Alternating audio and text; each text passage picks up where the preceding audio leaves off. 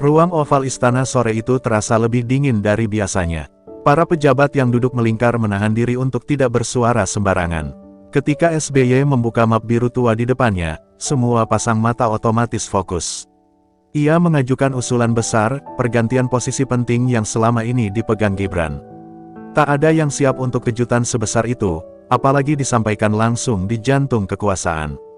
Ucapan SBY disampaikan dengan nada datar namun syarat tekanan. Ia memaparkan skema yang telah digarap selama berbulan-bulan.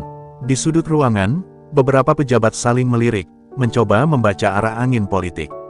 Tidak ada yang berani memotong. Semua menunggu respons Prabowo, yang sejak awal hanya menatap meja kayu di hadapannya. Ketika SBY menyebut nama AHY sebagai pengganti, atmosfer berubah drastis. Prabowo perlahan mengangkat kepala, menatap lurus dengan tatapan tajam yang membuat ruangan seperti kehabisan oksigen. Seolah waktu berhenti saat semua orang berusaha menebak kalimat pertama yang akan keluar dari mulutnya. Tanpa emosi, Prabowo akhirnya berkata bahwa kekuasaan bukan permainan kursi yang bisa diperdagangkan seenaknya. Nada suaranya tenang namun penuh wibawa. Pernyataan itu memecah suasana dan membuat orang-orang yang hadir menahan napas, takut salah bergerak. SBY tampak tersentak karena tidak menyangka penolakannya akan sekeras itu. Beberapa staf muda di belakang ruangan mencoba menyembunyikan ekspresi kaget. Tak ada yang mengira bahwa usulan yang disusun rapi itu akan dimentahkan seketika. Mereka sadar keputusan Prabowo telah meruntuhkan rencana besar yang selama ini dibangun dalam senyap. Di luar ruangan, ajudan menunggu penuh cemas, merasakan aura tegang yang menjalar hingga lorong. Prabowo kemudian menutup map merah di hadapannya, tanda bahwa pembahasan selesai. Ia menegaskan bahwa loyalitas tidak bisa digantikan oleh kalkulasi politik yang tidak bermoral. Kalimat itu terasa seperti palu godam di telinga semua yang hadir. SBY tak bisa menyembunyikan keterkejutannya. Wajahnya tetap tenang, tetapi jemarinya tampak menggenggam pena lebih erat. Ruang oval kembali hening, seperti setelah ledakan besar. Satu persatu tokoh penting menunduk, memahami bahwa apa yang baru saja terjadi akan mengguncang dinamika politik nasional. Tak ada yang berani menatap langsung ke arah presiden, khawatir dianggap menantang keputusan yang baru saja diucapkan. SBY akhirnya menutup map birunya, mencoba menjaga wibawa walau jelas terlihat ia tidak puas. Ia bangkit perlahan, seakan memproses kenyataan bahwa misinya tidak hanya gagal, tetapi dipatahkan dengan cara yang begitu telak. Beberapa pejabat lainnya ikut berdiri, namun atmosfer tetap berat. Saat rapat bubar, langkah kaki terdengar berbarengan namun tidak ada percakapan satupun. Semua memilih diam, menyimpan interpretasi masing-masing. Para pengawal yang berjaga hanya bisa menebak bahwa sesuatu yang besar baru terjadi di balik pintu tertutup itu. Ketika Prabowo melangkah keluar terakhir, wajahnya tetap keras dan tak terbaca. Namun aura yang ditinggalkannya mengatakan banyak, bahwa usulan tersebut dianggap bentuk pengkhianatan, dan beliau tidak akan membiarkan siapapun merusak stabilitas yang sedang ia bangun. Dari detik itu, dinamika kekuasaan berubah selamanya. Malam itu, suasana Jakarta tampak biasa saja, namun di balik fasad ketenangan, badai politik mulai terbentuk. Di sebuah rumah mewah yang lampunya diredupkan, Roy Suryo mondar-mandir dengan wajah gelisah. Usulan SBY yang semula diyakini akan melenggang mulus justru ditolak mentah-mentah, dan ia tahu apa artinya, akan ada pemeriksaan terhadap jejak digital yang selama ini ia pikir aman. Telepon genggamnya bergetar tanpa henti, tetapi ia ragu untuk mengangkat satu pun panggilan. Di ruang kerja yang sama, beberapa anggota tim komunikasi yang sejak awal terlibat dalam operasi penurunan Gibran tampak saling mencurigai. Kegagalan rapat di istana membuat semua orang sibuk mencari kambing hitam. Mereka membicarakan bocornya dokumen strategi yang seharusnya hanya diketahui segelintir figur. Tidak ada yang menyebut nama secara terang-terangan, tetapi tatapan penuh kecurigaan sudah cukup untuk menunjukkan betapa retaknya barisan mereka. Sementara itu, di lembaga intelijen, sekelompok analis bekerja tanpa suara. Layar besar di depan mereka menampilkan grafik, pola aktivitas akun-akun bayangan, serta rangkaian unggahan yang menjadi bagian dari kampanye fitnah ijazah palsu. Salah satu analis mengetik cepat, kemudian berhenti ketika menemukan pola tidak lazim. Sebagian besar unggahan diluncurkan dalam interval yang terkoordinasi, sebuah tanda operasi tersusun, bukan spontanitas publik. Kepala Divisi Keamanan Siber masuk dengan langkah tenang, membawa hasil audit sementara. Ia menatap para analis yang langsung berdiri. Kita tidak mencari orang sembarangan, katanya pelan. Jejaknya mengarah ke orang-orang penting. Ruangan itu terasa semakin sunyi, seolah semua napas ditahan bersamaan. Satu nama muncul paling sering dari data, Roy. Pada saat yang sama, di kediaman SBY, suasana tak kalah tegang. Ia mengamati laporan-laporan yang baru masuk, mencoba memahami bagaimana pergerakannya bisa terbaca begitu cepat. Ia tahu Prabowo bukan tipe mudah dikelabui, tetapi ia tidak menyangka penolakannya akan sekeras itu. Ia merasa skemanya dibuka dan disingkirkan dengan satu kalimat yang begitu tegas. Diam-diam ia bertanya-tanya, siapa yang melapor ke istana? SBY memandang ke arah jendela yang tertutup rapat. Ia menyadari bahwa suasana politik berubah terlalu cepat dari prediksinya. Ia berharap masih bisa mengendalikan narasi, tetapi rumor yang mulai beredar membuat posisi dirinya semakin sulit.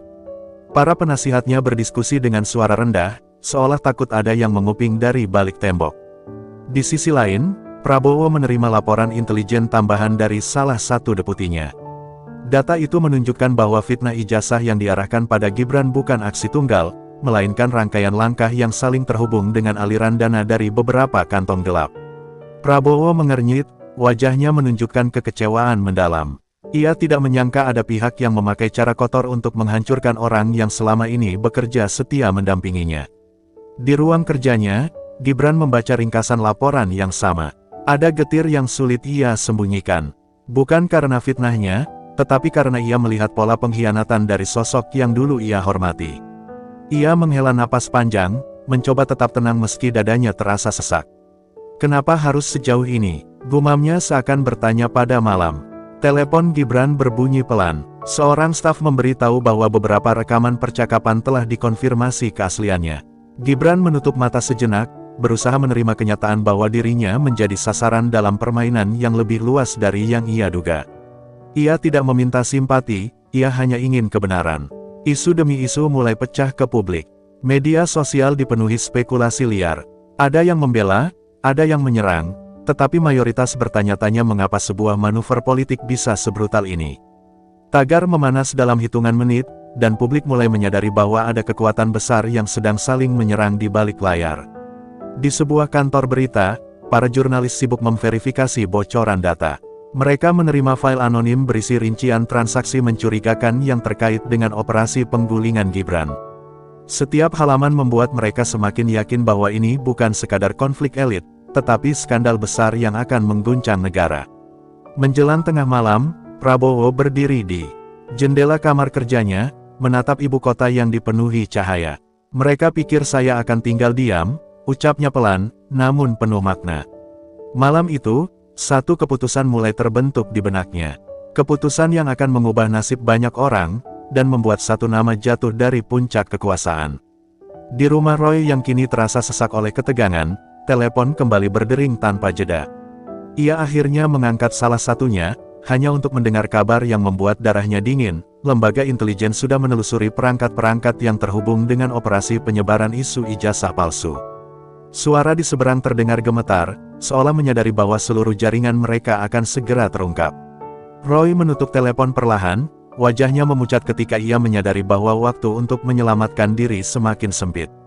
Para anggota tim yang selama ini menjadi perisainya mulai kehilangan arah. Mereka berdebat keras di ruang tamu, menyalahkan satu sama lain atas kebocoran data. Beberapa dari mereka bahkan mulai membahas rencana kabur ke luar negeri sebelum pemanggilan resmi datang. Roy, yang biasanya vokal, hanya duduk terpaku sambil menggenggam ponsel. Dalam hatinya, ia tahu bahwa pusat badai sudah terlalu dekat untuk dihindari. Di kediaman SBY, suasana pun tak kalah genting. Penasihatnya berusaha merumuskan strategi penyelamatan, tetapi setiap langkah terasa terlambat.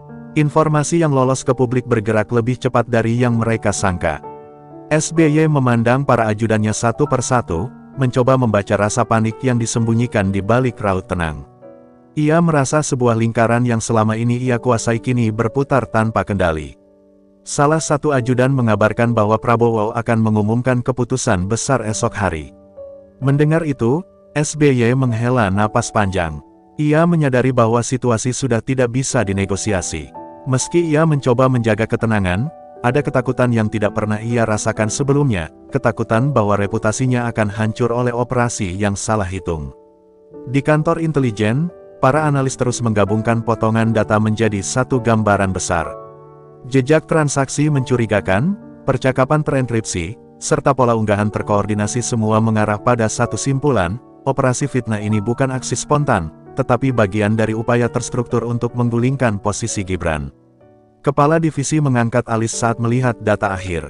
Ia tahu laporan ini akan menjadi amunisi istana untuk bertindak. Laporan tersebut sampai ke tangan Prabowo menjelang dini hari. Beliau membacanya tanpa tergesa, tetapi ekspresinya menunjukkan bahwa batas kesabarannya hampir habis. Ketika menemukan nama-nama yang terlibat dalam operasi tersebut, ia menghela napas berat. Kekecewaan tampak jelas, bukan hanya karena permainan politik kotor itu, tetapi karena pengkhianatan datang dari orang-orang yang seharusnya menjaga stabilitas negara. Di saat yang sama, Gibran masih duduk di ruang kerjanya, menatap dokumen yang baru diterimanya. Kepalanya terasa penuh oleh kenyataan pahit bahwa fitnah itu bukan sekadar serangan publik, tetapi bagian dari konspirasi besar. Ia menatap layar yang memuat diagram hubungan para pelaku.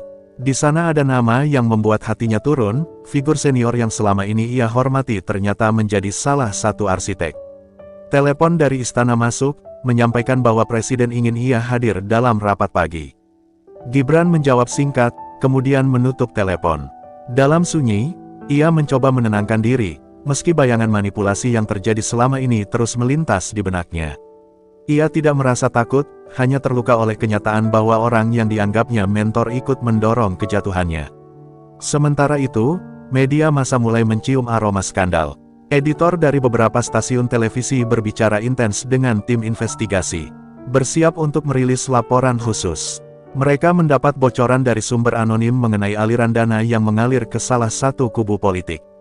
Setiap detail yang dibongkar memperkuat narasi bahwa krisis ini jauh lebih dalam dari yang terlihat di permukaan. Para jurnalis berlomba menghubungi narasumber, tetapi sebagian besar memilih bungkam. Ketakutan bahwa salah bicara dapat menyeret mereka ke dalam pusaran konflik membuat banyak pihak menahan diri. Namun, publik sudah terlanjur mencium ada sesuatu yang besar. Percakapan di media sosial dipenuhi spekulasi, dan tekanan terhadap pihak-pihak yang disebut semakin kuat. Menjelang subuh, mobil-mobil keamanan mulai bergerak menuju istana.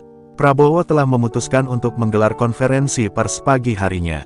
Tak ada lagi ruang untuk kompromi, tindakan harus diambil untuk mengakhiri kekacauan ini. Para ajudan mempersiapkan ruang, sementara Prabowo bersiap untuk mengucapkan kalimat yang akan membuat satu nama jatuh dari panggung kekuasaan.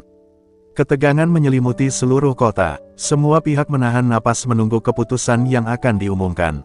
SBY, Roy, para pejabat, hingga publik tahu bahwa hari itu bukan hari biasa. Itu adalah hari di mana satu babak besar politik Indonesia akan berubah selamanya.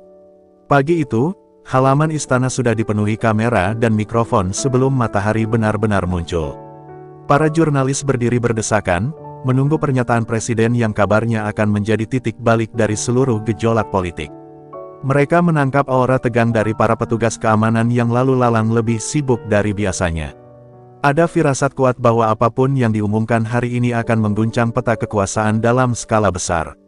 Di dalam istana, Prabowo duduk tegap di ruang rapat kecil bersama beberapa pejabat utama. Dokumen-dokumen yang semalaman ia pelajari kini terbuka di meja. Wajahnya tampak lebih keras dari biasanya, seolah malam panjang tadi telah menyelesaikan semua keraguan. Ia tidak lagi berbicara banyak, cukup dengan sorot matanya. Para pejabat sudah memahami bahwa langkah yang akan diambil tidak bisa ditunda. Ketika Gibran masuk ke ruangan, seisi ruang sontak hening.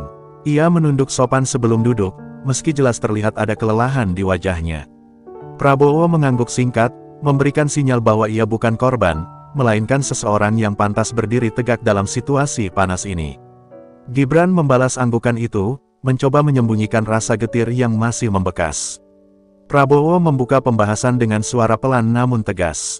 Ia menyampaikan bahwa bukti yang dikumpulkan tim intelijen tidak dapat dibantah.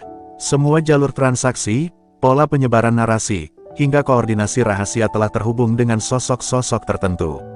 Para pejabat yang hadir mengangguk tanpa komentar, menyadari bahwa operasi yang mencoba menjatuhkan Gibran telah terbongkar secara menyeluruh. Sementara itu, di kediaman SBY, televisi dibiarkan menyala menayangkan siaran langsung dari istana. Para penasihatnya duduk dengan wajah muram, memantau tiap pergerakan kamera. SBY sendiri berdiri dekat jendela, punggungnya menegang. Ia tahu bahwa momen ini adalah penentu, apakah ia masih memiliki kontrol, atau justru akan menyaksikan kehancuran reputasinya. Di tempat lain, Roy tampak semakin terdesak. Ponselnya menerima pesan-pesan berisi permintaan klarifikasi dari berbagai media, tetapi ia tidak menjawab satupun. Ia duduk di kursi kerjanya, memegang kepala dengan kedua tangan. Suara TV yang memutar berita tentang penyelidikan makin membuatnya gelisah. Ia tidak menyangka rencana yang awalnya terlihat rapi bisa berubah menjadi bumerang seganas ini. Ketika jam menunjukkan pukul 9, Prabowo berdiri dan melangkah menuju ruang konferensi pers. Di belakangnya, para menteri dan pejabat mengikuti dengan langkah teratur. Gibran berjalan paling belakang, wajahnya tetap tenang meski hatinya bergejolak. Ruang konferensi telah penuh oleh kamera yang diarahkan ke podium, menunggu momen yang akan dicatat sejarah. Begitu Prabowo mulai berbicara, suasana langsung berubah. Ia mengungkapkan bahwa telah terjadi operasi politik terkoordinasi yang bertujuan menurunkan kepercayaan publik terhadap wakilnya. Ia tidak menyebut nama pada awalnya, tetapi arah pernyataannya jelas. Ia menegaskan bahwa negara tidak boleh menjadi korban intrik yang mengancam stabilitas pemerintahan. Setiap kalimat yang keluar dari mulutnya terasa seperti palu godam bagi mereka yang terlibat. Prabowo menjelaskan bahwa investigasi menunjukkan keterlibatan aktor politik tertentu, lengkap dengan bukti aliran dana dan komunikasi rahasia. Para jurnalis mulai menulis cepat, sadar bahwa pengungkapan ini jauh lebih besar dari sekadar konflik internal. Setelah beberapa saat, Prabowo akhirnya menyampaikan keputusan yang dinanti, tindakan administratif tegas akan diambil, termasuk pencopotan jabatan penting yang selama ini dipercayakan kepada AHY. Ruangan gempar seketika, para jurnalis saling menatap, memastikan mereka tidak salah dengar. Keputusan itu bukan saja mengguncang satu kubu politik, tetapi merombak seluruh rencana yang telah disusun berbulan-bulan. Di rumah SBY, suasana membeku. Para penasihatnya terpaku, sementara SBY menutup mata sejenak, menerima kenyataan pahit yang selama ini ia coba hindari. Ia tahu jalan untuk melawan hampir tertutup. Segala upaya yang direncanakan dengan hati-hati kini berantakan hanya karena satu perhitungan yang meleset. Sementara itu, Gibran merasa campuran lega dan sedih. Ia tidak menginginkan kehancuran siapapun, tetapi ia juga tidak bisa menolak fakta bahwa dirinya menjadi sasaran permainan yang kejam.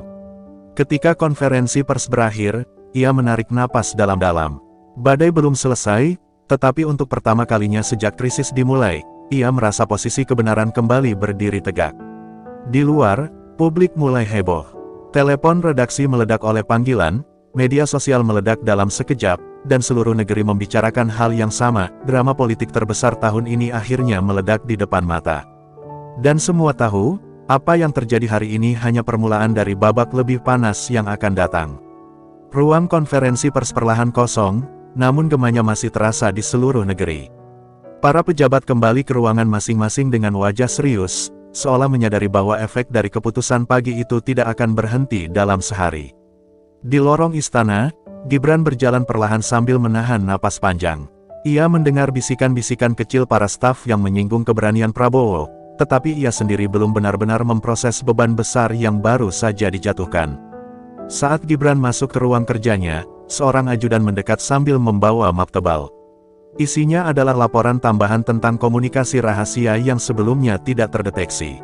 Gibran membuka halaman pertama dan tertegun ketika melihat jaringan yang lebih luas dari yang ia bayangkan. Ternyata, ada banyak tangan yang bergerak di balik bayang-bayang, bukan hanya satu atau dua aktor. Ia merasakan gelombang amarah sekaligus ketegasan yang jarang muncul. Ini bukan lagi sekadar serangan pribadi, melainkan upaya sistematis yang harus dihentikan. Di tempat lain, Roy merasakan tekanan semakin menyesakkan. Kabar pencopotan AHY membuat seluruh jaringan pendukungnya goyah. Banyak di antara mereka yang mengundurkan diri diam-diam, takut terseret lebih jauh. Roy mencoba menghubungi beberapa sekutunya, namun sebagian besar tidak lagi menjawab telepon. Ia akhirnya menyadari bahwa ia sedang sendirian menghadapi badai yang ia bantu ciptakan. Sementara itu, SBY menerima laporan dari salah satu Orang kepercayaannya bahwa beberapa bukti terkait aliran dana sudah direkam oleh pihak intelijen jauh sebelum operasi politik itu berjalan. SBY menegang. Ia tidak menyangka bahwa langkah-langkah yang ia kira tertutup rapat ternyata sudah terpantau sejak awal.